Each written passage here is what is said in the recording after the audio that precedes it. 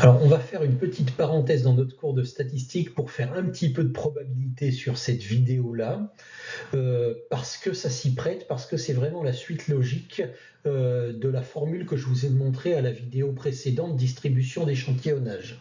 On va voir la probabilité de tenir une moyenne. Et on va voir ça sur un exemple concret. On va arriver à un résultat que j'espère vous allez comprendre parce qu'il est très très utile. Voilà, alors l'exemple concret, Stéphane Grampont qui n'existe pas, et l'attaquant vedette du football club de l'Échantillon qui n'existe pas non plus. La saison dernière, il a marqué en moyenne 1,45 buts par match, ce qui est quand même assez honorable, avec un écart type de 1,3 buts en plus ou en moins. Une nouvelle saison commence, il veut faire encore mieux.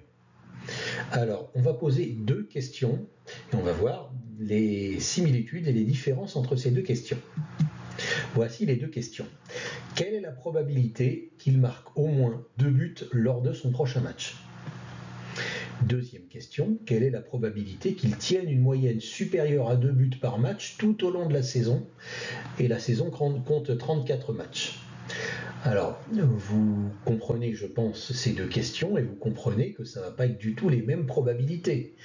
Marquer 2 buts lors d'un match, c'est une très belle performance, mais c'est une autre paire de manches que de tenir une moyenne de 2 buts sur 34 matchs.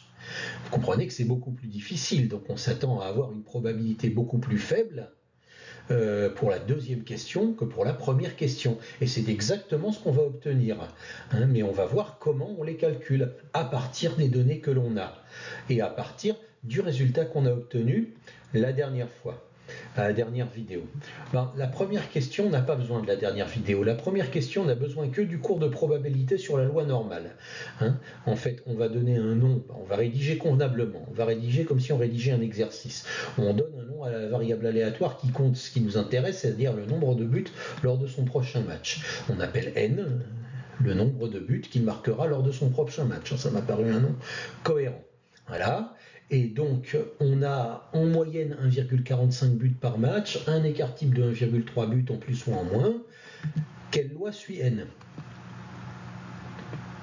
On va admettre que n suit une loi normale, deux paramètres, 1,45 de moyenne et 1,3 d'écart type. Vous pouvez aller voir le cours sur la loi normale, et vous comprendrez cette notation si vous ne la comprenez pas maintenant. Et on cherche la probabilité que le nombre de buts soit supérieur ou égal à 2. On cherche donc P de n supérieur ou égal à 2. Alors là, on a tout ce qu'il faut. On a le minimum de l'intervalle qu'on cherche, c'est 2. Le maximum de l'intervalle, c'est plus l'infini. La moyenne et les deux paramètres de la loi normale, la moyenne de 1,45, l'écart type de 1,3. Donc à ce stade-là, on prend la calculatrice ou le tableur et on trouve la probabilité. Est-ce que vous pouvez le faire ? Si vous ne savez plus comment faire, retournez voir mes vidéos sur la loi normale à la calculatrice et au tableur, et vous trouverez, une fois que vous aurez bien su le faire, une probabilité d'environ 33,61%. Et vous direz qu'il a 33,61% de chance de réussir au moins un doublé, c'est-à-dire de marquer au moins 2 buts lors de son prochain match. Donc voilà, c'est quand même marquer 2 buts, c'est une belle performance, mais bon, il y a 33% de chances que ça arrive pour ce footballeur très talentueux. Donc voilà, si ça arrive, on dira c'est bien, il a bien réussi son match, mais on ne sera pas autrement enthousiasmé. Maintenant, tenir une moyenne supérieure à 2 buts par match tout au long de la saison, ça c'est une autre paire de manches. C'est réussir un exploit une fois. C'est une chose, mais tenir cet exploit tout au long d'une saison, ça c'est autre chose. C'est autrement plus difficile. Alors, quelle est la probabilité que ça arrive quand même? Eh bien, on va calculer donc la moyenne de son nombre de buts tout au long de la saison. Et cette moyenne, c'est une autre variable aléatoire, donc c'est comme c'est la moyenne de tous les n nombre de buts qu'il va marquer par match, on va l'appeler n bar. Voilà, on appelle n bar le nombre moyen de buts par match de Stéphane durant toute la prochaine saison.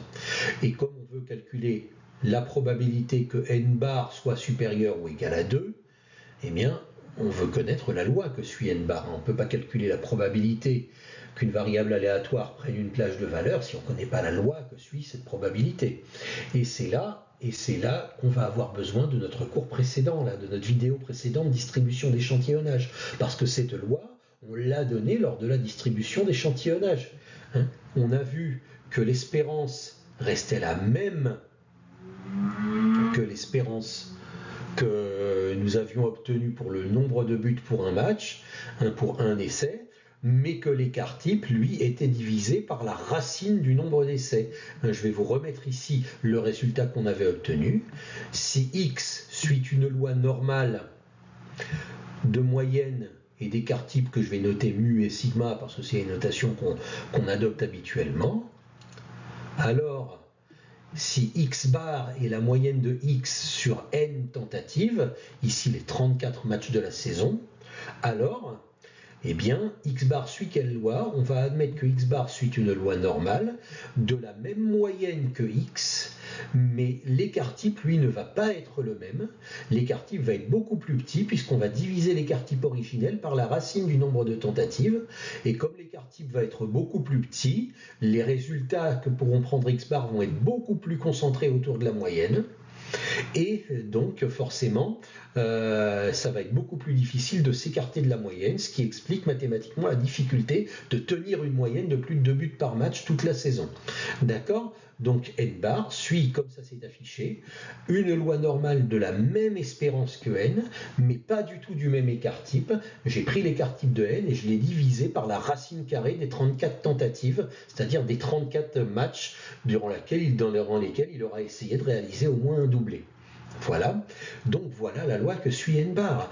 Et donc là, on cherche la probabilité que cette moyenne soit supérieure ou égale à 2 buts. Donc on cherche la probabilité que n bar soit supérieure ou égale à 2.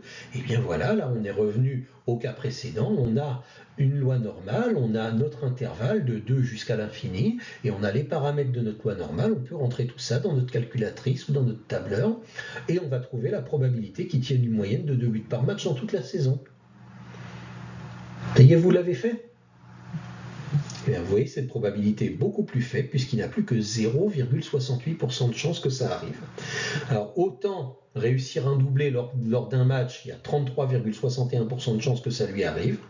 Autant tenir une moyenne de 2 buts par match durant toute la saison, là, la probabilité tombe à 0,68%, pas plus, ce qui nous dit la difficulté de réaliser une performance, de renouveler dans la durée une performance exceptionnelle. Donc la probabilité de tenir une moyenne vous est donnée par la formule donc qui est marquée en rouge en bas de votre écran.